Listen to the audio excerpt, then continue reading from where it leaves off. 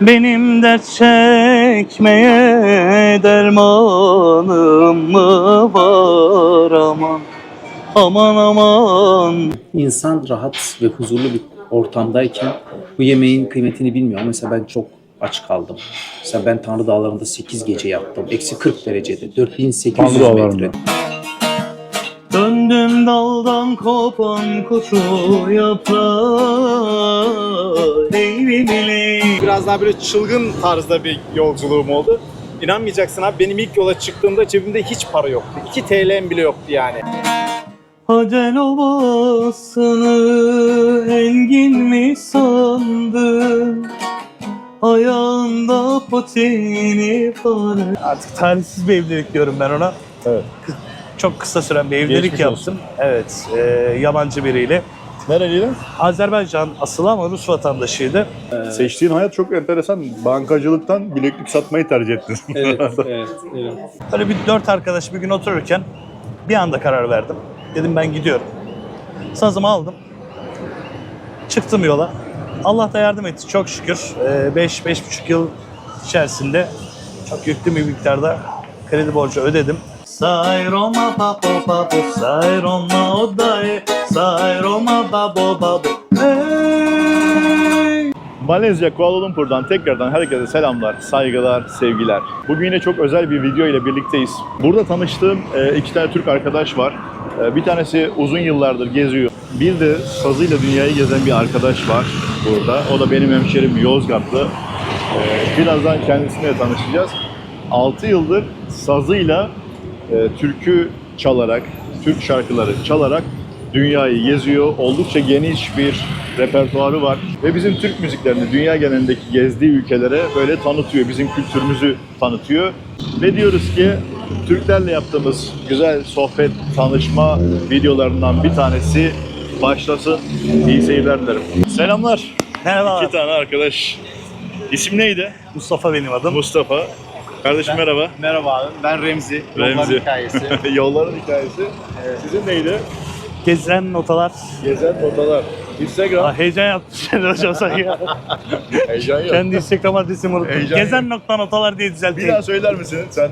Benim Instagram'da, YouTube'da Yolların Hikayesi arkadaşlar. Böyle 5 yıldır dünyayı geziyorum. Kendime ait bir YouTube kanalım var. Orada işte kendimce yolculuğumu çekmeye çalışıyorum. Edindiğim tecrübeleri aktarmaya çalışıyorum. Sen mesela bir YouTube kanalın var. Videolar yüklüyordun sonra sildin demiştin. Onun Aynen. hikayesi nedir? Niçin sildin videolarını? Ya aslında ben çok güzel videolar yapıyordum. Daha sonrasında bir işte bir arkadaşla tanıştık, bir kız arkadaşla. İşte onunla falan videolar yapıyorduk. Sevgili oldunuz. Aynen. Daha sonrasında evet. Maalesef işte biraz problemler oldu falan. Videoları silmek zorunda kaldım. Bütün emekler heba oldu. Bütün emekler evet heba oldu. Ondan sonra zaten çok canım sıkıldı böyle. Uzun bir süre biliyorsunuz zaten arkadaşlar, yani takipçilerim de biliyor. Maalesef video yapamadım. Başlayacak mıydın? Evet, 1-2 hafta içerisinde çok daha güzel, çok daha iyi videolar yapacağım. Güneydoğu Asya'yı özellikle elimden geldiğince en ince ayrıntısına kadar sizlere böyle tanıtmaya çalışacağım arkadaşlar. Sizlerin beğenebileceği çok daha güzel içerikler yapmak için uğraşacağım. Zaten Fuat abimle de tanışmamız çok güzel oldu. Yani biraz rastlantı oldu ama harika oldu. Kendisinin burada böyle engin tecrübelere sahip. Ondan da çok güzel bilgiler edinip o bilgiler ışığında böyle daha güzel içerikler yapmaya çalışacağız. Şimdi onunla biraz sohbetimiz olacak. Bakalım bize ne tarz böyle değerli bilgiler verecek. Göreceğiz. Eyvallah, sağ ol kardeşim. Arkadaşları takip etmeyi unutmayalım arkadaşlar. Çok değerli arkadaşlar. Şimdi üstadım sen nasıl geziyorsun? Bir anlat biraz ya. Şimdi ben pandemiyle beraber yola çıktım. Tamam. Yaklaşık 5,5 yıl oldu işte. Tamam. Normalde müzik öğretmeniyim. Bağlama çalıyorum. Müzik öğretmenisin. Evet, 25-26 yıldır meslekteyim. Pandemiyle nasıl çıktın yola? Ne oldu? Pandemiden kaçayım mı dedin? Ne Yani oldu? şöyle şimdi malum zaten birçok sektörde Evet. sıkıntı yaşandı yani pandemide. Ben sözleşmeli öğretmen olarak çalışıyordum. Önce okullar kapandı. Daha sonra restoranlarda sahne alıyordum. Tamam. Restoranlar kapandı. Belediyelerde koro şefliği yaptım, bağlama dersleri verdim. Bütün çalışmalar iptal edilince, kısacası benim Türkiye'de müzikle yapabileceğim bir iş kalmayınca pandemide, zaten benim böyle bir hayalim vardı. O da vesile oldu aslında. Bununla beraber bir anda karar verip Modern Karacaoğlan misali. Sazımı sırtıma vurdum, düştüm yollara. Allah Allah. Tam zamanlı geziyorum ben de. YouTube yapmadım ben henüz. Uzun bir süre olmasına rağmen Evet. ama Instagram hesabım var. Yine tekrar edeyim. Gezen.notalar diye. Orada daha çok yurt dışında gittiğim ülkelerde yapmış olduğum müzikleri paylaşıyorum. Mustafa kardeş bu arada bizim hemşerimizdir Yozgat'ta. Evet. Neresiydi? Boğazlayan. Boğazlayan. Ben de Sarıkaya öyle diyelim. Evet. Vallahi güzel. Hem bir Biz biraz sohbet edeceğiz. Özür dilerim. Sözünü böldüm ama estağfurullah. akraba bile çıkma ihtimalimiz var. Olabilir. Yani- Olabilir. Olabilir. Soy isminden çok fazla akrabam tanıdığım var. Öyle mi? Biraz deşersek bir yerlerden bir şey yakalarız. Olabilir. Evet. Ne kadar süredir buradasın Kuala Lumpur'da? Bir hafta oldu. Kaç ülke gezdin? 21. ülkem Kuala Lumpur. Sazınla gezdin. Malezya. Bugün niye böyleyim ben? Ülkeleri de karıştırıyorum. Saklalar. 21. ülke. 21. ülke. Çok evet. güzel ya. Evet. Malezya. Sazla gezdin mi? Evet. Geçimini Ve, nasıl sağlıyorsun? Aynı şekilde yani gittiğim ülkelerde yeri geliyor Türk restoranlarında sahne alıyorum. Evet. Yeri geliyor. Bölgenin mesela şu an bulunduğumuz bölge Kuala Lumpur'un en canlı noktalarından birisi. Evet. Şu anda çıkarıp burada bağlamamı Türkçe müzik yapabilirim. Yani, Allah Allah. Evet. Burada böyle ufaktan bir çalabilir misin şu an? Tabii ki. Kuala Lumpur meydanda direkt. Vay. Direkt böyle canlı, taze. Hazır kıta. Hazır kıta bekliyor. Hemen böyle noktasını bulduğu anda anında görüntü. Hemen Gittiğin yerlerde müzik yaparken sıkıntı yaşıyor musun? Yani oranın Şimdi yönetimiyle alakalı vesaire izin falan istiyorlar mı? tabii ki bazı yerlerde bu tarz problemlerle karşılaşıyoruz ama bazı yerlerde de bu kültür varsa şayet sokak Kaç müziği yaşından kültürü. beri çalıyorsun? Ben yani lise yıllarından beri bağlama çalıyorum. Vay. Aslında senin böyle geniş kapsamlı bir ekipmanın var değil mi? Evet. Abi bugün böyle Bugün geziyoruz biraz. sadece böyle biraz da gezeceğiz diye İyi yaptın. yarenimi bağlamamı İyi yaptın. yanıma aldım. Ne söyleyelim? Var mı istediğin Esat? Ne söyleyelim? Bir Yozgat havası çal bakalım şöyle bir ya.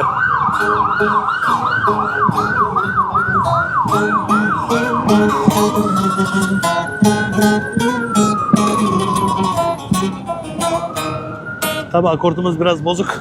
Bir anda çıkarttık çaldık. Bir akortumuzu tazeleyelim. Yapma korkma sen, sıkıntı yok. aynen abi sen akordeon bekliyor. Merak ediyorlar. Çok merak ediyorlar, bakıyorlar falan. Bazıları çok merak ediyor. Bazıları çok gerçekten duyarlı insanların burada. Bazıları da çok gerçekten böyle argo olacak ama angut gibi yani. Neden biliyor musun? Yok abi? öyle demeyelim biz ya, o şekilde olmaz. Ben dün mesela biliyorsun ben bileklik satıyorum. Tezgahımı böyle yere koydum. Bileklik satmak için bekliyorum. 2 kişi geldi, bilekliklerin üzerine böyle bastı, bileklikleri parçaladı ve gülerek gidiyorlar yani böyle. Böyle Evet. insanlar da var maalesef. Kusura bakma. Hazır mıyız?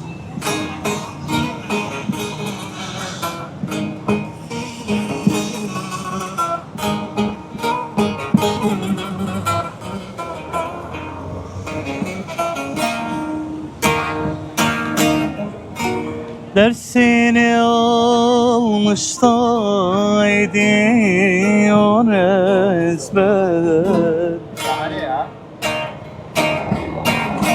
Dersini almış da ediyor ezber. Sürmeli gözleri sürmeyi neyler aman. Aman ben yarelendim aman.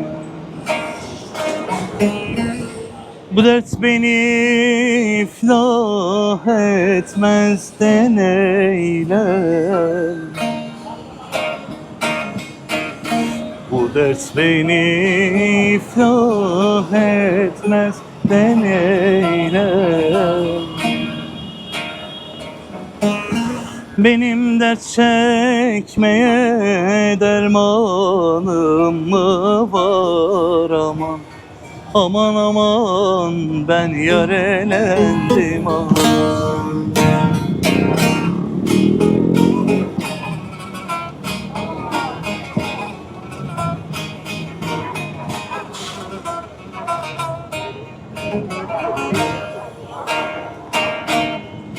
Yozgat'ı sel almış sonu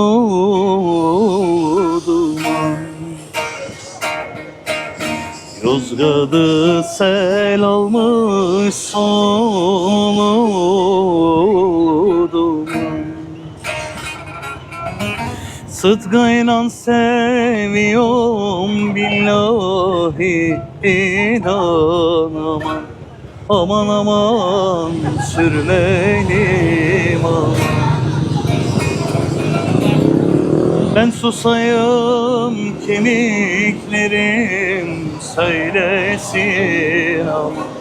Aman aman ben yaralandım aman. Ağzına sağlık vallahi. Teşekkür ederim. Vallahi yüreğine sağlık. Çok iyi geldi.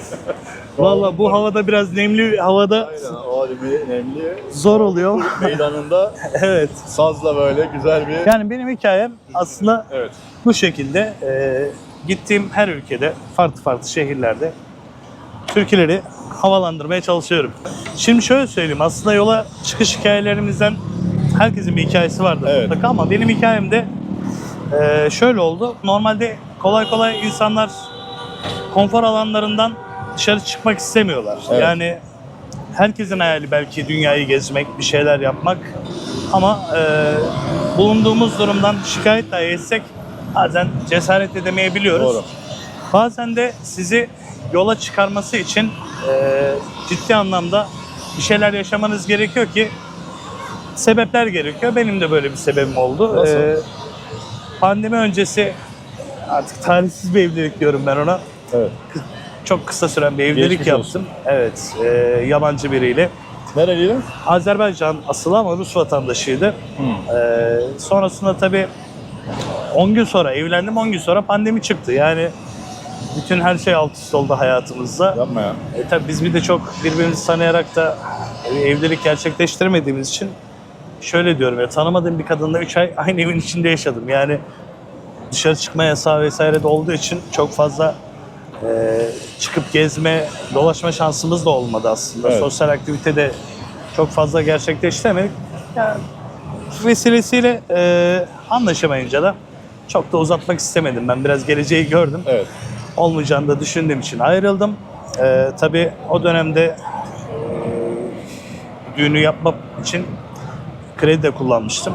Yapma ya. Tabii talihsizlik oldu dediğim kısım bu. Pandemi gelince işimi de kaybettim ben ister istemez. Ama mecbur bir şekilde kredileri de ödemem gerekiyordu. Biraz bekledim. Baktım olmuyor, ikinci krediyi çektim. Krediyi Aa. krediyle kapattık derken yani pandemi diye bir şey var ama bilmiyoruz yani ne olduğunu, Tabii. ne zaman biteceğini. Süresi belli değil. Baktım olacak gibi değil. Ben dedim ya bir şekilde çıkıp en azından yurt dışında çalışıp bir şekilde bu borçlarımı ödemem gerekiyor Evet. diye düşünerek böyle bir 4 arkadaş bir gün otururken bir anda karar verdim. Dedim ben gidiyorum. Sazımı aldım. Çıktım yola. Allah da yardım etti çok şükür. 5-5,5 yıl içerisinde çok yüklü bir miktarda kredi borcu ödedim. Çok güzel. Bugün dünyanın en zengin insanı benim diyorum. Param da yok, borcum da yok. Yani bugün itibariyle... Para kazanabiliyor musun yolda? Geçimini sağlayabiliyor Şimdi musun? tabii ki yani dönemsel aslında ben genelde Türk kültürüne hakim bölgelerde çok fazla kaldım. Özellikle Balkanlar başta olmak üzere. Evet. Zaten orası evladı Fatihan, bizim topraklarımız diyebiliriz hala. Kültürel anlamda da iç içeyiz. Türkçe müzik dinliyorlar, Türk kültürüne hakimler. Ben orada hiç yabancılık çekmedim. Evet. Bu süreçte de aslında evet adımız gezgin ama ben bir nevi nispeten kendimi gurbetçi olarak tanımlıyorum. Çünkü yola çıkış amacım öncelikle çalışıp borçlarımı bitirmek, ondan sonra seyahat edebilmekti. Zaten uzak Asya'dayız şu anda bizler, Malezya'dayız. Kültürel anlamda da bize çok uzak. Gidip gelme konusunda da çok yakın yerler değil. Açıkçası risk olarak gördüğüm için ben öncelikle Asya'yı tercih etmemiştim. Ama Evet. mevsim itibariyle ve şu anda bulunduğum durum itibariyle de maddi olarak da nispeten biraz daha rahatladığım için Asya'ya gelip görmek istedim. Malezya ile de Asya maceram başlamış oldu bu şekilde. Vallahi çok ilginç bir hayat hikayesi. Çok ilginç. Ya seninki de farklı bir hayat hikayesi ama Ya Hocamınki de çok farklı, çok ayrı hayat hikayeleri. yani evet yani ikimizin de çok aslında farklı bazı yönlerden benzer, bazı yönlerden aşırı benzer yanlarımız var. Evet. Yani sanki kaderimiz bazı noktalarda böyle bir yazılmışçasına benzerliklerimiz var. Ama tabii bazı noktalarda da biraz daha farklı. Mesela ben Mustafa abi gibi böyle daha hani sabit değil, biraz daha böyle çılgın tarzda bir yolculuğum oldu. İnanmayacaksın abi, benim ilk yola çıktığımda cebimde hiç para yoktu. 2 TL'm bile yoktu yani. İlk ülkem Gürcistan olmuştu o zaman. İlk yola çıktığım zaman. Gerçekten yani çok uzun zaman mesela 3-4 gün falan bile aç kaldığım falan olmuştu benim yollarda. Özellikle biliyorsunuz Kazakistan'ın üst tarafları çöl. Oraları falan böyle yürüyerek geçtim. Benim yola ilk çıktığımda otostopla tabii yolculuk yapıyordum. O zaman hani bilekliklerim de doğru düzgün değildi. Bileklik falan da satamıyorum tabii. İnanmayacaksınız yani çok uzun süre yani bayağı zorluk çektim özellikle Orta Asya bölgesinde. Allah'tan insanlar gerçekten çok yardımsever ve iyilerdi. Yani mesela orada şöyle bir kültür var. Seni mesela otostop çektim. Adam beni yoldan aldı, soruyor. Hangi ülkeden geliyorsun? Türkiye. Türkiye'ye gerçekten çok seviyorlardı. Beni hiç sorgusuz sualsiz, mesela karnın aç mı diye sormak yoktur orada. Direkt böyle bir restorana sokuyorlardı. Hemen 5 parmak. Orada çok meşhurdur, böyle at etiyle yapılır. Ben çok severim at etini. Ondan direkt böyle önüne hemen koyarlardı. Ye. Neden öyle oluyordu? Ya bence onların çok misafirperver olmalarından kaynaklı. Bence yani evet zor bir yolculuğum olmuştu ama çok tecrübe edindim. Çok şeyler öğrendim. Yani eğer bir şeyler öğrenmek istiyorsanız, kendinize değer katmak istiyorsanız yola çıkın arkadaşlar. Size tavsiyem. Yani evet aç kalırsınız. Yeni yerler görün. Yeni yerler görün. Aç kalırsınız, susuz kalırsınız. Ama benim bir sözüm var. Dünya yürüdüğün yol, gördüğün yer kadar. Başka bir şey değil. Üstadım nasıl buldun Kuala Lumpur'u? Gayet güzel. Zamanın ötesinde gibiler. Değil mi? Bize göre tabii. Ama çok ilginç bir şey takıldı aklıma. Her yer gökdelen. Evet. En az 30-40 katlı. Buradan hani deprem bölgesi olmasına rağmen adamlar bu işin sistemini kurmuşlar. Yani işte bizde mesela Japonya bu Dayanıklı konuda, yapılar. bu konuda meşhur yani işte raylı sistem. O açıdan mesela önünüze bakmaktansa sürekli başınız yukarılarda yani. Aynen, Evet, aynen. hep gökdelenleri görüyorsunuz. Bir de ilk defa geldiğinde ben, şimdi bu ikinci gelişim benim Kuala Lumpur'a da. İlk defa geldiğinde böyle şey oluyorsun ya, çok ilginç bir yer falan diyorsun. Etrafa, yukarılara, yapılar falan böyle bir bayağı bir gösterişli Evet, farklı bir yerde olduğunu hissediyorsun. hissettiriyor. Farklı kültür de var burada. Hintliler de var içeride yaşayan. Malayların dışında. Malaylar zaten buranın kendi halkı ama Çok uluslu diyebiliriz. Hintliler de tabii buranın kendi vatandaşı. Bir de Çinliler var. Evet. Aynı zamanda Japonlar da var burada. Böyle ortaya karışık bir şey. Mutlu mesut yaşıyorlar yani. Kimse kimsenin bir şeyine karışmıyor. Evet, Öyle görünüyor. sakinler yani. Evet. Sinirleri alınmış gibi buradaki insanların. Asya genelde hep böyle ya. Evet. Asya'da başka ülkeye gittin mi? Yok, ilk ülkem. İlk ülken he. Evet ama yaklaşık ben 1 ya da 2 yıl Asya'da kalmayı düşünüyorum. Evet. Yani ben de zaten gittiğim yerlerde çok uzun süre kaldığım için vatandaş olmasam da nispeten orada yaşayan bir yerel gibi Evet. yaşamaya çalışıyorum. Güzel. Ne mutfağıdır burası bilmiyorum. Kore mutfağı mı? Aile yazmışlar. Nasıl bir, ne alaka bilmiyorum ama aile diyor. Ne demek istiyor acaba? Burada değişik böyle kasap gibi bir yer burası ya. Gel hocam gel. Ben ilgimi çekti de dikkat ettim diye. Dikkatimi çekti böyle. Allah Allah, böyle soğutucular falan. Etler, balıklar falan böyle çekiyor.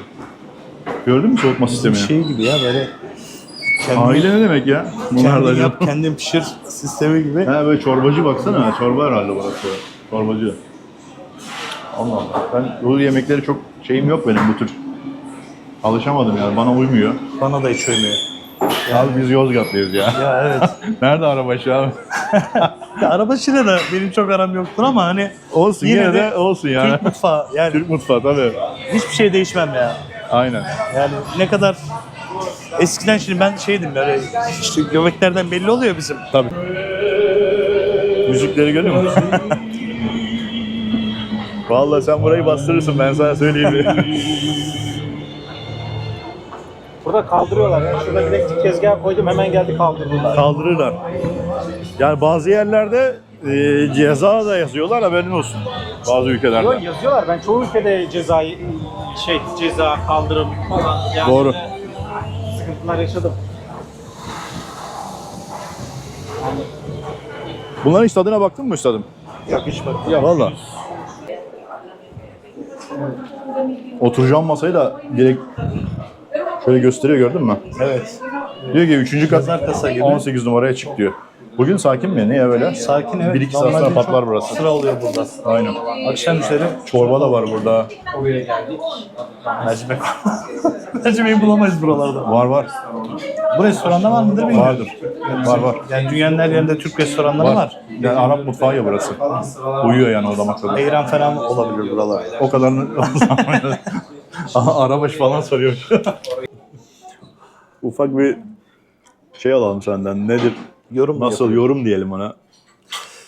Nasıl buldun Gurme olayı? olarak değil mi? Tabii. Ben Bir Yozgatlı gerçekten gurme olarak. Yemek konusunda Türkiye'nin tam ortasıydı değil mi? evet. Hem seçiciyim ama hem de Oo. güzel yemeği severim. Yani coğrafya olarak çok uzakta olmamıza rağmen çok yakın bir lezzet. İçilebilir. Çok Gayet- zıt değil yani. Yok öyle Gidiyor. yani abartılı bir bu yenmez falan durumu yok. Kesinlikle yenir. Sadece biraz sanırım kimyon fazla atılmış. Biraz fazla gelmiş. Bir de işte bizdeki Süzme değil. yapılma tarzı farklı ama gayet güzel. Şöyle bir şey sipariş ettik. Bu tabakta başka, resimde başka geldi ama olsun, arada yoğurtlu. İskender'in farklı bir versiyonu oldu. Biraz döner ayran değil mi? Valla döner ayran gibi olmuş. Döner ayran. Hiç yormuyor ya. Hiç Hazır yormuyor. nasıl olsa midede Yanına karışacak. pilav da diye. vermiş böyle Direkt direkt. karıştırıp Yani. vermişler. Nasıl olsa karışacak midede diye direkt adam vermiş. Üstüne dökmüş ya. Olsun. Yemek nasıl kardeş? Yemek güzeldi abi. Yalnız biraz işte fazla geldi. Ben de israfı mesela hiç sevmiyorum gerçekten. Yani israf kesinlikle böyle en nefret ettiğim şey. Çünkü niye biliyor musun? Hani çok zor durumlarda kaldım yolculuğum boyunca. Yani elimden geldiği kadar yemeği israf etmemeye çalışıyorum. Evet. Çünkü hani insan rahat ve huzurlu bir ortamdayken bu yemeğin kıymetini bilmiyor. Mesela ben çok aç kaldım. Mesela ben Tanrı Dağları'nda 8 gece yattım. Eksi 40 derecede. 4800 Tanrı Dağları'nda. metrede. Evet, Tanrı Dağları'nda. Mesela orada video çektim. İnanır mısın? İnsanlar saçma sapan videoları izlediler. Benim videolarım mesela o zaman çok az izlenmişti. Bir de düşün bak. 8 gece eksi 40 derecede böyle yatıyorum. Hiçbir şey yok üzerimde böyle. Mont yok. Tabi o zaman yanıma bir tane ekmek almıştım. O ekmek, bir tane ekmek vardı sadece. İşte 2 gün falan o ekmeği yedim. Selam verdi mi Tanrı Dağları'ndan geçerken? Tanrı Türkiye yar olsun dedim. Turaneller var olsun dedim. Oradan akım bile düzenledim içine. Sen ne diyorsun? Yani bulduğun ne varsa onu mesela ben doğada mesela kendim kampçıyım, aynı zamanda tırmanıyorum. Yani çoğu dağa tırmanmışlığım var. Aynı zamanda amatör olarak da tırmancılık yapıyorum. Tanrı Dağları'na da işte tırmandım. Mesela ben ne bulursam onu yiyorum. Çölde mesela kaldım. Ne yiyorsun mesela? Ne bulursam yiyeyim. Yılan yerim. Ne diyorsun ya? Tabii yılan yerim. Mesela yengeç yerim, balık tutarım. Tavşan eğer yakalarsam yani tavşan yerim. Hiç fark etmez. Yani Börtü böcek yer misin? e, yemek zorunda kalmadım. Daha çok hayvanlar Kalırsam yerim diyorsun. ama kalırsam da yerim, hiç fark etmez benim için. O kadarı. Örtü böcek de yerim. Yani hiç fark etmez. Çünkü niye? Hani aslında ben ilk yola çıktığım zaman mental olarak çok daha farklı bir insandım. Çok bunalmıştım. Aslında ben bankada çalışıyordum yani. Normalde aslında hani Öyle mi? tabii iyi bir hayatım vardı normalde. Türkiye'de yaşarken kendi evim, kendi arabam, her şeyim vardı. Yani çok konforlu bir hayatım vardı. Her gün masajım, spam, spor salonu, her şeyim vardı yani.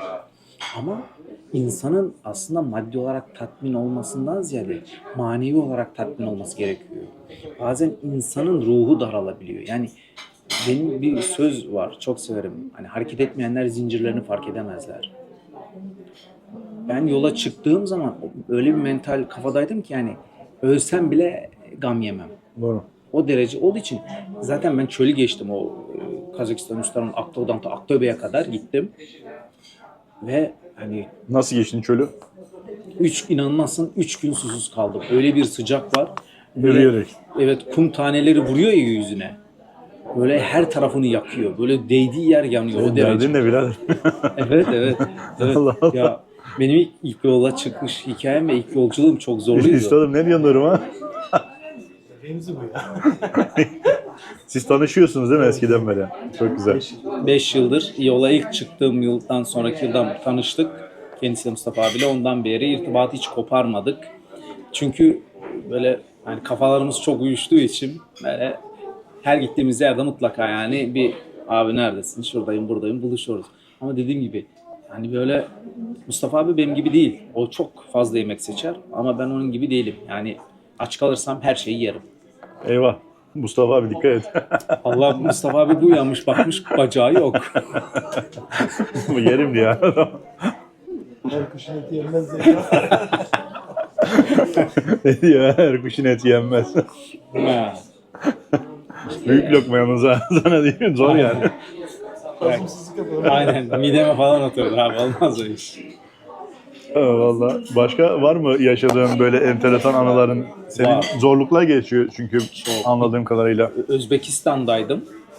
Seçtiğin hayat çok enteresan. Bankacılıktan bileklik satmayı tercih ettin. Evet, evet.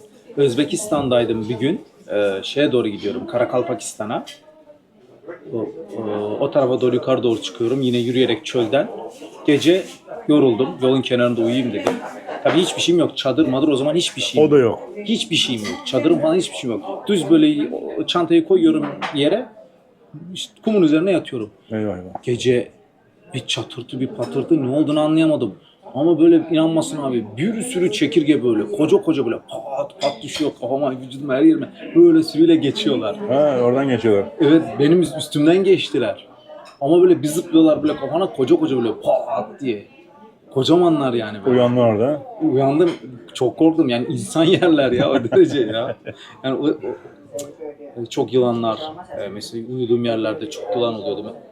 Çünkü sıcaksın, o kaldığın ortam çok soğuk ve sıcaklığa doğru çekiliyor hayvanlar. Uyuyorum gece abi, kafamın altına böyle bir şey batıyor.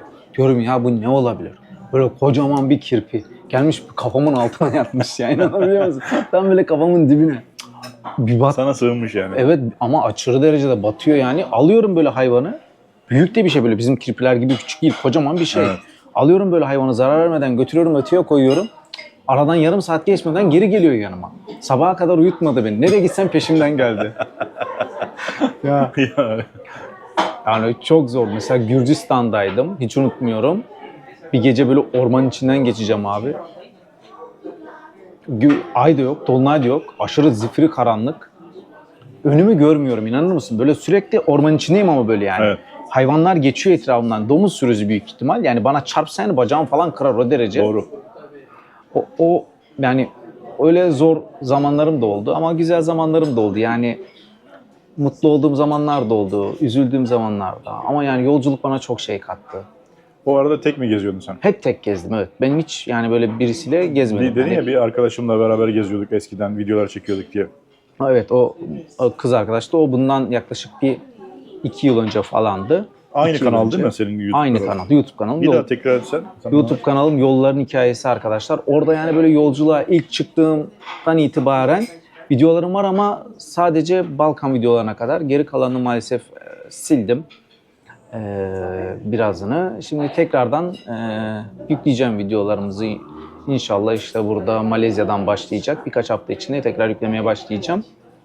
Ama dediğim gibi yani ilk yolculuğa çıkışım ve ilk yolculuk hikayelerim hem gerçekten çok enteresan yani hem de çok zorluydu. Değil mi? Ama geriye dönüp baktığım zaman abi şöyle arkama dönüp baktığım zaman bana çok büyük şeyler kattı. Yani yolculuğa çıkmadan önceki hayatımda edindiğim tecrübeyle yolculuğa çıktığımdan sonraki o 5 yıldaki Mutlaka. edindiğim tecrübe arasında dağlar kadar fark var. Doğrudur. Yani beni ben yapan en önemli şey yani kendimi tanımamı sağlayan en büyük şey bu yolculukta yaşadığım sıkıntılar, badireler yani 3 gün çölde susuz yürüdüm. Evet, su yok. Bir suyum vardı yanımda. İnanmazsın sıcaktan böyle fokurduya buharlaştı. Yani su yok. Suyum yok, yemek yok. Ne diye girdin ki sen o olaya? Otostopla geçerim diye ama hiç araba geçmiyor. Araba geçmiyor, sen kaldın ortada. Evet. En son yani ölüyordum falan böyle ölecek gibiydim yani böyle. Öldüğümü hatırlıyorum en son. Çölde beni develer kovaladı. Ne? Deve kovaladı. Hadi canım. Vallahi bak hem de Başıboş deve. böyle çölde bir sürü deve var orada. Evet. Orada yavru bir tane deve var orada. Deve bana böyle doğru yaklaştı. Dedim herhalde dedim sevilmek istiyor. Dedim yaklaşın da biraz seveyim deveyi. Ha. O yavru annesi gördü, sinirlendi mi ne yaptı? Başladı beni Dokunmadı ya. kovalamaya. Videoya çekemiyorum tabii o zaman. Böyle hani o video, onları böyle, o atraksiyonları videoya çeksem belki güzel olurdu ama o anda da bir korkudan çekemedim. Böyle dolanıyorum, böyle köprü var orada. Allah'tan köprünün altına saklandım. Ne diyorsun ya? Böyle geliyor bakıyor, tamam beni arıyor. Göremedi. Sonra ben köprünün diğer tarafına dolandım. O böyle oraya geldi, baktı, bulamadı. Sonra sinirli ya. Diğer tarafına dolandı, bu kez diğer tarafına geçtim. Allah'tan beni bulamayınca hani yok zannettik, koydu gitti. Yoksa beni Allah. ısıracak mıydı, tepikleyecek miydi bilmiyorum abi, çok korktum o zaman. Dedim lan dedim. Vallahi ya. gerçekten yaşadığın şeyler enteresan şeyler ya. Ya yılanlarla falan. Yolda tabii benim de yaşadığım birçok enteresan şeyler var ama hani seninki biraz daha böyle aslında daha bir cesaret gerektiren şeyler yaptığın alternatif şeyler. Aynen yani Kolay değil gerçekten. çok, evet yani o zamanlar nasıl bir mentalitedeydi bilmiyorum ama gerçekten yani şimdi o zamana dönüp baktığım zaman diyorum ki yani ya o çantayla, yani sırtımda 40-50 kilo çantayla günde 50 kilometre yürüyordum yani. Ne diyorsun? Yani evet yani daha hatta çantanın 60-70 kiloya çıktı oluyordu yani. Eyvah eyvah. Yani o sonradan çok ekleme oldu. Sonra büyük bir çanta aldım, 100 litre. Şu an hala duruyor. Yani hala onunla geziyorum. Ama yani mesela Balkanlara falan gittim. Oraları hep mesela yürüyerek gezdim. Yani Sırbistan'dan Niş'e 2-3 günde gittiğimi bilirim. 50 kilometre yürüyerek kamp Ne kura diyorsun kamp ya? kura. Evet. Çadır falan kuruyor muydun hiç? O zaman çadırım vardı ama o Asya'da çadır falan hiçbir şey yoktu. Normal düz taban var. Düz direkt. taban, montum bile yok. Mesela Tanrı Dağları'na çıkmışım. Eksi 40 derecedeyim. Eyvah. Mont bile yok. Umursamadım sanırım abi ya. Yani hiç o andaki o psikolojimle sanırım dedim aman be dedim, herhalde ölürsem bile hiç umurumda değil. Yani sonuçta bu yolda ölmek yani iyidir dedim herhalde. İyi midir dedi. Aynen. İyidir Ya dedim şimdi herhalde. insanlar izliyor videoları da sanıyorlar ki böyle çok güzel, çok keyifli geçiyor. Zor zamanlar çok oluyor. Çok oluyor abi. Kendim de yaşadığım için biliyorum. Evet. Seni çok iyi anlıyorum yani o konuda ki senin yaşadıkların belki ekstra farklı Evet. zorluklar yaşamışsın. İzleyenler onu dediğim gibi çok fazla anlayamayabiliyor. Anlayan zaten anlıyor da. Evet. O yüzden diyoruz ya videoları izlerken yorum yapın, beğeni yapın ki destek verin. Yani bunlar ücretsiz. Evet. İnsanların hani emek verenlerin, gezginlerin, özellikle bizim Türk gezginlerin videolarını izliyorsanız, eğer izlemeyi tercih ediyorsanız, seviyorsanız gezi videolarını en azından bir likelayın diyorum ben. Evet yani. Yazık, o kadar emek veriyor insanlar ki Evet. onu algoritma biraz daha üst tarafa taşısın. Evet. Daha rahat geçsin. Biraz daha böyle geliri artsın. Daha fazla videosu izlenince sponsorlar çıksın, destek versinler. Keşke, evet. Gittiğimiz ya da işte gidilen ülkelerde mesela durumu iyi olmayan gezgin arkadaşlara Türk vatandaşları zaman zaman sahip çıkıyor. Maddi Evet. destek veriyor, konaklamasını karşılıyor gibi. Onu ben her zaman diyorum yani daha fazla yapın. Eğer gücünüz varsa yapın onu. Evet. Sonuçta bizim insanımız bir yola çıkmış, bir şeyler yapmaya çalışıyor. Ne kadar gideceği meçhul. Aynen Ama öyle. gidebildiği kadar destek verin diyorum Evet. ben. Buradan da izleyen Türk vatandaşlarına, yerleşmiş olan Türk vatandaşlarına gidilecek olan ülkelerde onları öyle bir ricada bulunuyoruz. Evet, lütfen. Ben senin dediğin gibi Tacikistan, Kırgızistan, Tacikistan taraflarında bir grupla tanıştım. Bunlar motor grubu. Avrupa'dan geliyorlar. Hollanda, işte Almanya gibi ülkelerden. Onlarla aslında ilk baş portta tanışmıştık. Azerbaycan'da Elet Limanı'ndan Kazakistan'a geçeceğim. Portta tanıştık ve çok güzel bir dostluk falan kurduk. Ben çantayla yürüyorum. Sonra onlarla tekrardan Kırgızistan'da tanıştık. Pamir Dağları'na falan çıktık. Böyle, ama onların motorları büyük yani 1000 cc'lik motorlar. İnanır mısın abi, o koca çantamla, yani normalde imkansızdır bir insanın o devasa çantayla birinin arkasına oturup da o motoru Tabii. öndekinin düzgün sürebilmesi çok zor. Çünkü sürekli yatırıyorlar böyle motoru sağa sola. Tabii. Benim motorlarını aldılar. 1000 kilometre falan o motorlarla yolculuk yaptık. Sırtımda devasa çanta, motorun üzerine zor oturuyorum, böyle tutmuşum. Bir sağa yatırıyorum, bir sola yatıyorum. Ama o kadar zordu ki, yani mesela o andaki adrenalini sana anlatamam. Yani ufacık bir kayma, ölüm. Çünkü aşağısı uçurum. Uçurumdan gidiyorsun. Uçurumdan gidiyorsun, yollar böyle virajlı. Videosunu çektim. Mesela çok rağbet görmedi. Ama o anki bana bıraktığı tecrübe, o anki Tabii canım. hissiyat ve adrenalin ömrüm boyunca unutamayacağım bir deneyim. Ve yani o insanlar bana çok yardım etmiş. Mesela öyle insanlar da denk geliyor. Ama Yani bu tecrübeleri parayla satın alamazsın abi. Evet. Para versen o benim yaşadığım tecrübeyi satın Doğru alamazsın. doğru. Çok doğru. Hindistan'da bir yerden bir yere yolculuk yapıyordum. Neredendi? Kolkata'dan Varanasi'ye yolculuk yapıyorum. Böyle zorlu bir yolculuktu. Tren yolculuğu. Şimdi böyle dandik yatakları var onların, böyle katlamalı falan. Neyse, gece belli bir saatte açtık herkes vagondakiler yatakları. 6 tane yatak var. Sağlı sollu 3-3. Ben en alt kattayım. Bir tarafından en alt katındayım. Neyse uyudum ettim abi. Sabah abi bir de korkuyorum, çantam, bilgisayarım daha doğrusu çalınmasın, böyle sarılmışım ona. Psikolojik olarak sarılmışım yani ona uyurken falan. Evet. Bırakmıyorum ki yani, içinde çünkü ekipmanlar, kamera, bilmem Tabii her ki. şey var. Her şeyin onun içinde. Gözümü bir açtım abi. Sabah olmuş. Etrafım böyle, vagona binenler bir dünya kaçak Hintli binmiş. Kaçak binen, bilmem ne binen, indirmeye çalışıyorlar, görevlileri indiremiyorlar. Neyse tren öyle devam etti. Sonra gözümü açtım. Yerlerde yatanlar, oturanlar, uzananlar bir göz göze geldik. Ben çantaya sarılmışım böyle. Ve bekliyorum. O acayip bir anıydı benim için. Dedim, nasıl bir şey olmadı, buradan bir kameramı falan çalabilirlerdi yani. Evet. Evet. Bir sonraki durakta iner adam. Yani benim haberim bile olmaz orada. Tabii canım. Çantayı da götürebilir Orada yani. orada suç yani işlese kimin işlediği belli Tabii olmaz. çantayı da götürebilir. İsterse uyutabilir bile seni orada. Uyutabilir. Öldürebilebilir Allah. Ne var ne yok. İşte cebindeki parayı alır gider. Bu yaşamadık ya. O da çok acayip bir duyguydu. Bir uyandım, böyle çantaya sarılmışım sıkı sıkı, psikolojik olarak çantayı koruyayım diye. Ya işte yani sonuçta bütün sermayen o senin abi. Yani Tabii canım. sen video çekerek hani Bir de zor zamanlarımız yani. Zor Onu zamanlar. kaybettin mi bir daha alman çok zor. Yani Çok yeni zor. yeni çıkmışız o zamanlar yola. Fark etmiyor. Dünyada iki tane insan var. İyi insan var, kötü insan var. Bana göre. Evet. Yani bu tarihsizlikler her yerde insanın başına gelebilir. Tabii tedbirli olmak lazım. Ben de ilk yola çıktığım zamanlarda, benim değil ama o zamanlar yine gezginlerden biriyle tanışmıştım ben. İki kız Sırbistan'da çadır atmışlar. Çadırda kalırken arkadaşının çantasına koymuştu GoPro'sunu, bütün ekipmanlarını falan. Gece uyurken çadırdan biri geliyor, Eyvah. alıyor götürüyor yani. Ben de o ara bir ara verip Türkiye'ye gidecektim. Benden rica etti yani, yeniden sipariş vermiş, GoPro'sunu vesairesini almış. Bana kargolamıştı. Gelirken tekrar onları ben Karadağ'a götürmüştüm. Bazen Zor bir yaşanabiliyor durum ya. böyle talihsizlikler. O tür durumlar zor oluyor. Ben biliyorum ya, ben de ufak tefek böyle şeyler yaşadığım zamanda da para çalınması gibi.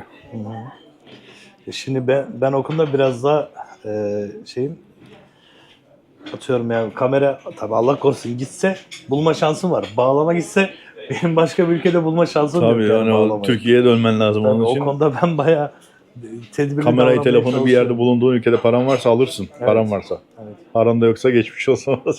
Çok zor. Bağlamayı bulma şansın yok. Bağlamayı bulamazsın.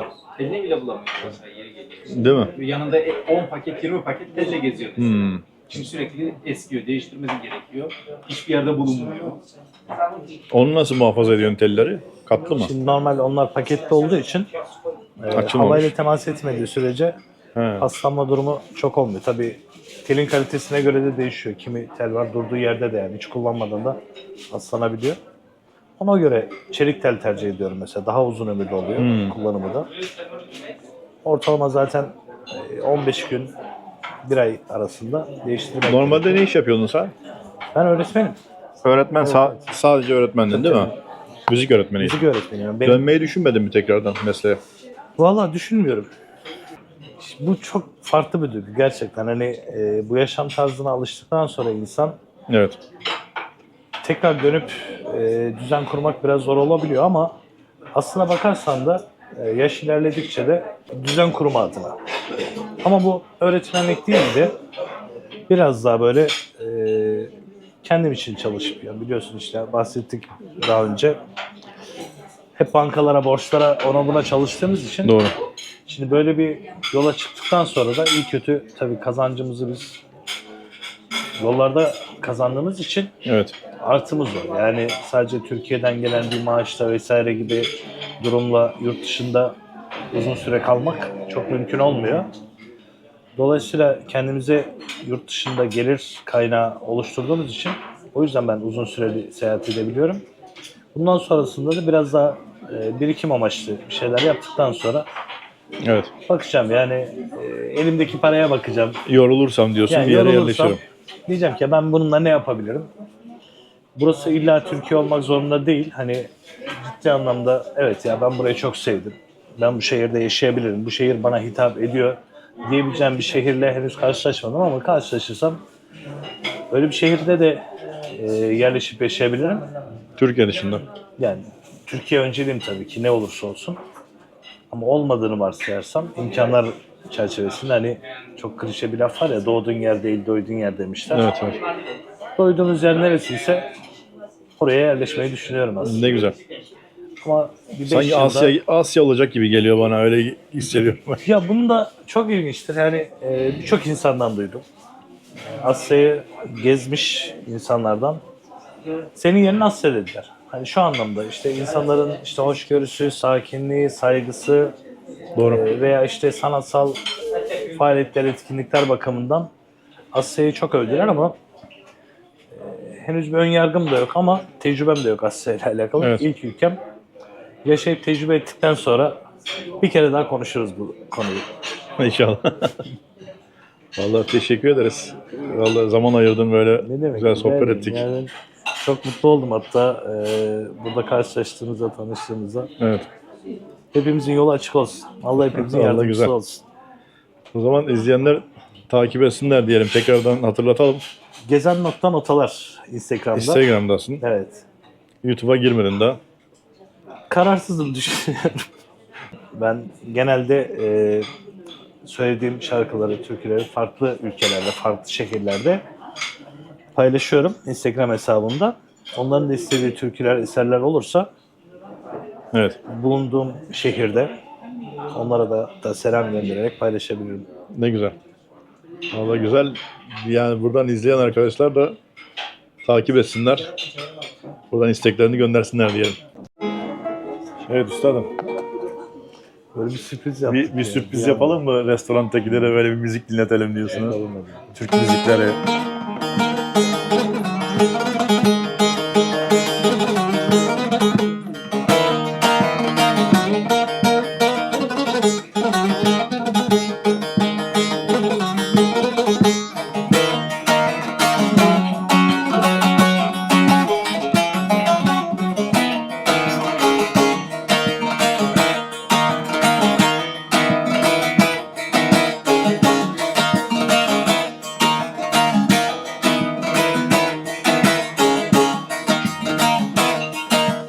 Döndüm daldan kopan kuşu yaprağı Leyli seher yeli dağıt beni, kır beni Leyli götür tozlarımı buradan uzak Leyli ay bir yandan sen bir yandan sar beni Leylimle Leylimle Leylimle Leylimle Leylimle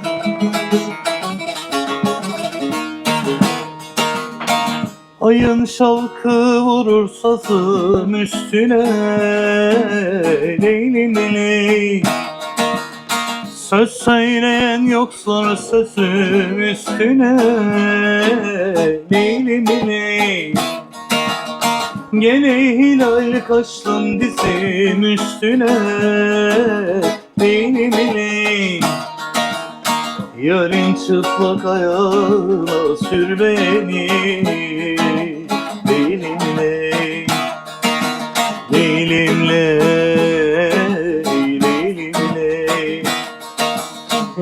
değilim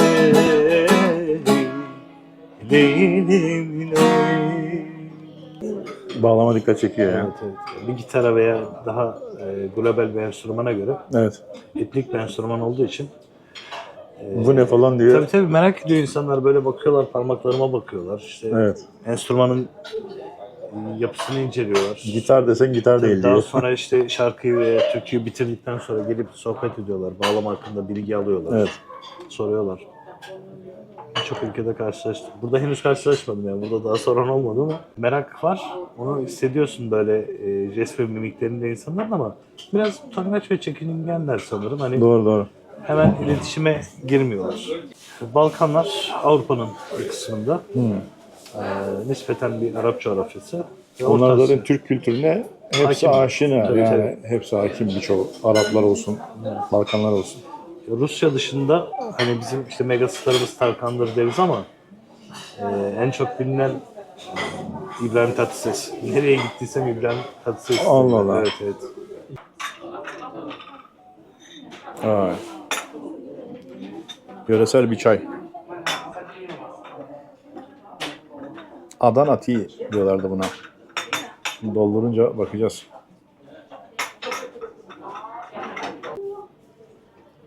Böyle Hint çayı gibi bir şey herhalde ya da Arap çayı mı ne? Sütlü çaya benziyor ya. Sütlü çay hesabına. Baktın mı tadına? Şekerli böyle, karanfilli bir çay. Hindistan'da içtiğim çaylara benziyor ama. Hiç şekere gerek yok bunun içine ya. Bu zaten şekerli biraz böyle. Hafiften tatlı. Bu Hindistan, Bangladeş'te içtiğim çayların aynısı. Bunu kaynatırken çayla beraber kaynatıyorlar.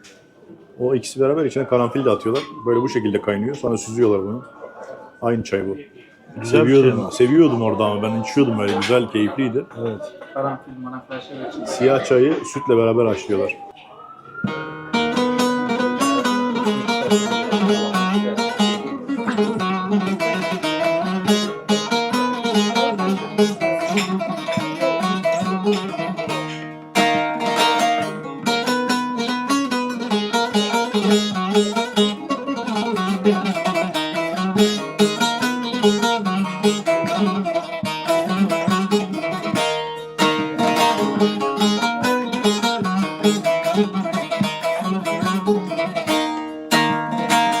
Hacel Ovası'nı engin mi sandın?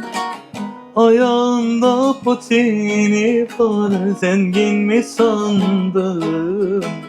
Her olur olmaz canım, dengin mi sandın?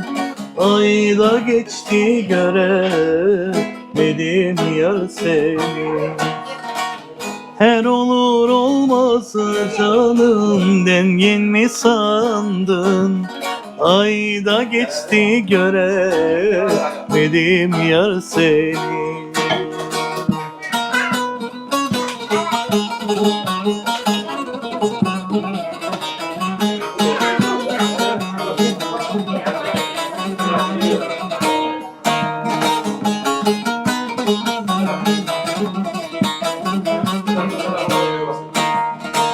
Merdivandan tıkır mıkır inişin, cıldaşır altın ile gümüşün.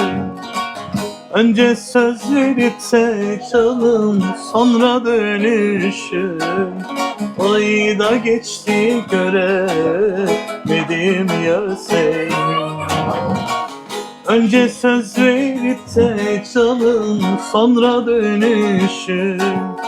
Ayda geçti göremedim yar seni. Ayda geçti göremedim yar seni. Önce söz verip de canım, sonra dönüşüm. Ayda geçti göremedim yar seni. Ayda geçti göremedim yar seni. Eyvallah. Alkışlıyor arkadan. Çok güzel oldu böyle çayla falan. İçimiz açıldı ha. Valla sohbet, muhabbet. samimi de bir ortam oldu. Evet. Biz de bir yerde kültür elçisi sayılırız. Yani Tabii. gittiğimiz ülkelerde Aynen öyle. ülkemizde temsil ettiğimiz için En güzel biraz şekilde. da olsun hani Türk kültürüyle onları tanıştırmış olmak istedik. Yani Ya bazen diyorlar arkadaşlar işte bizim işte Türkler gittikleri ülkelerde şöyle kötü şeyler yapıyor, böyle kötü şeyler yapıyor. Böyle de güzel şeyler de yapılıyor şimdi. yapmak lazım. Şimdi imajımız evet nispeten Bazen çok hoş diyemem zedeleniyor. yani gittiğimiz yerlerde ama en azından hani ben şunu yapmaya çalışıyorum. Gittiğim ülkede yaşayan insanlara saygımdan dolayı da hani sadece Türkçe müziğin dışında bir şarkı bile olsa atıyorum şu an Malezya'dayım. Malayca bir şarkı öğrenip Evet. Malayca'da söylemeye çalışıyorum bağlamayla. Var mı? Şu an yok tabii ama daha önceki mesela gittiğim ülkelerde gerek Arnavutça olsun, gerek böyle Makedonca Evet. birkaç şarkı biliyorum. Ne güzel ya. Yani onlardan işte en meşhur olanları da hatta dünyada tek roman dilinde çekilmiş bir film var.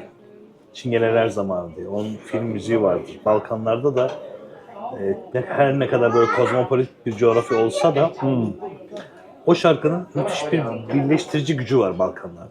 Ne o? Ederlezi. Goran Bregovic'in Ederlezi şarkısı mesela. Bunu Bosna'da da dinlersin, Sırbistan'da da dinlersin, Kosova'da da dinlersin. Yani Makedonya'da da, Bulgaristan'da da. Balkanlara özgü bir. Balkanlara özgü bir eser. Söyleyeceğim mi böyle ufaktan bir Söyleyelim şeyler? mi? Çok böyle Deneyelim. bildiğin gibi.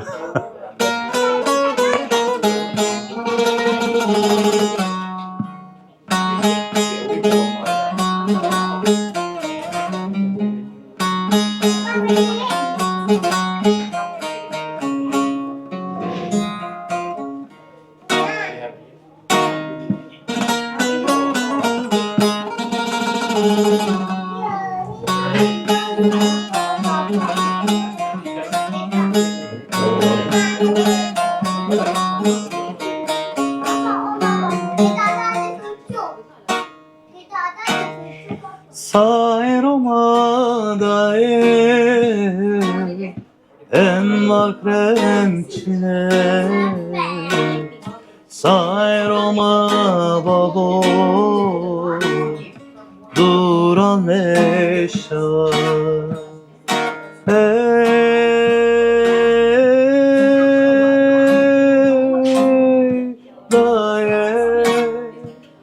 Sai Roma papo papo sai Roma odae sai Roma papo papo ederlezi sai Roma hatae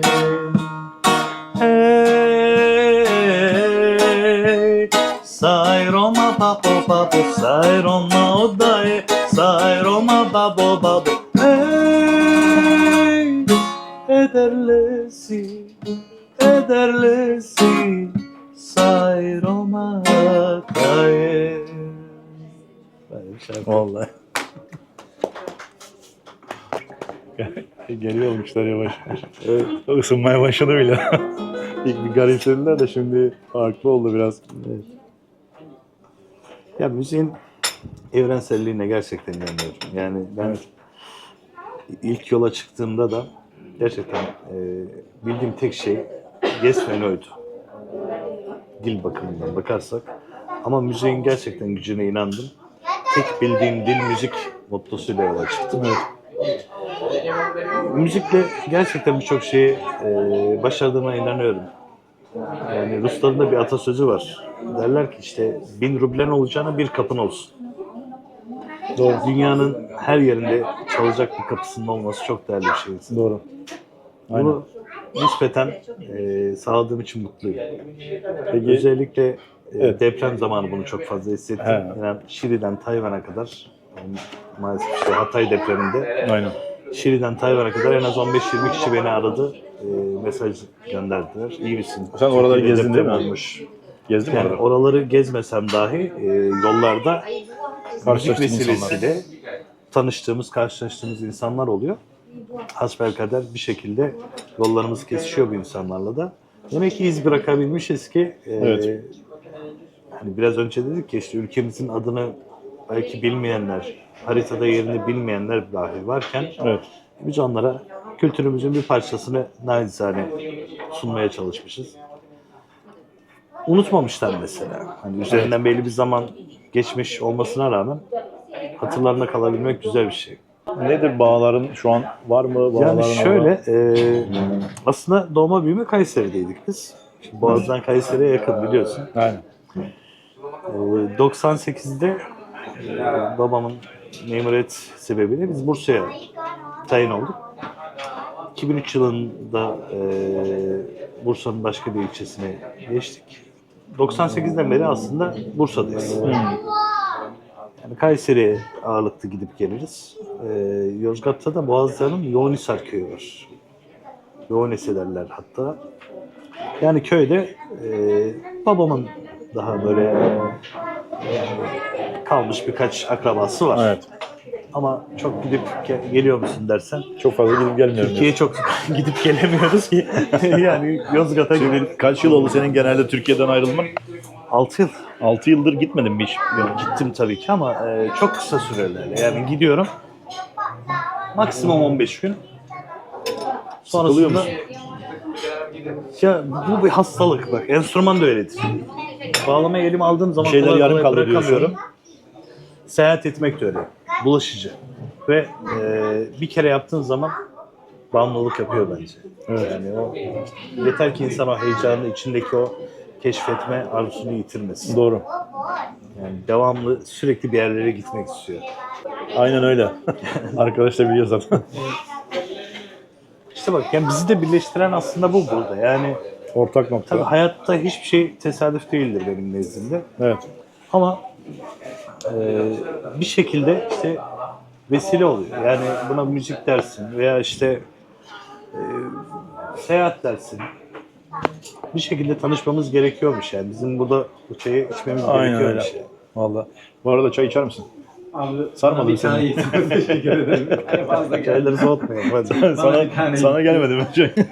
Güzel ama yeter. Boğazıma yeterli şeyi verdi. Ne söyleyelim? İçinden ne geliyorsa.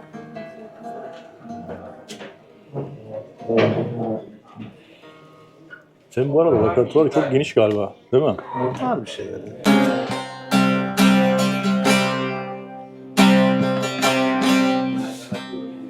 Vara vara vardım bir karadaşa,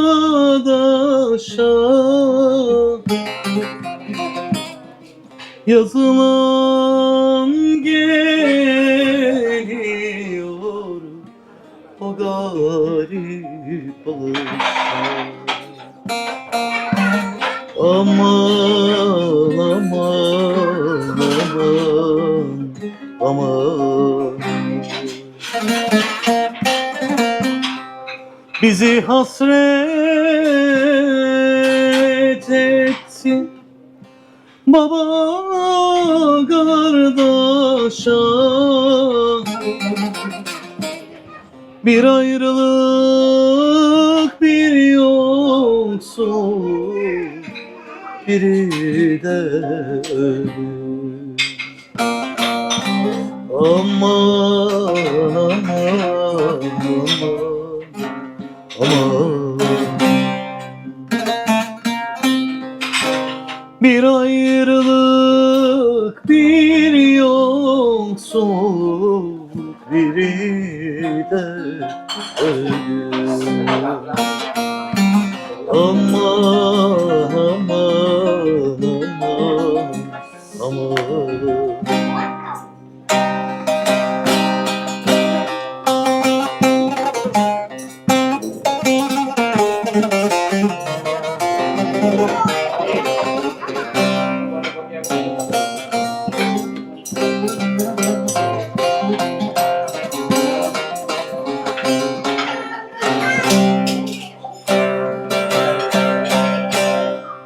Nice sultanların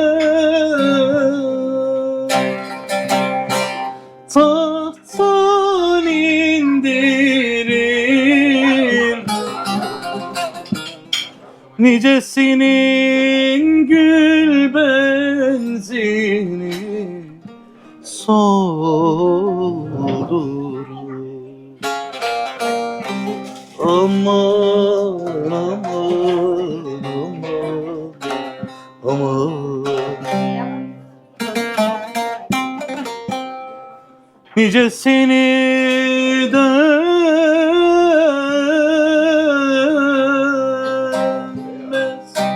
yoklu gönderim. Bir ayrılık, bir yoksul, biri de ölüm. Aman aman aman aman aman aman aman aman.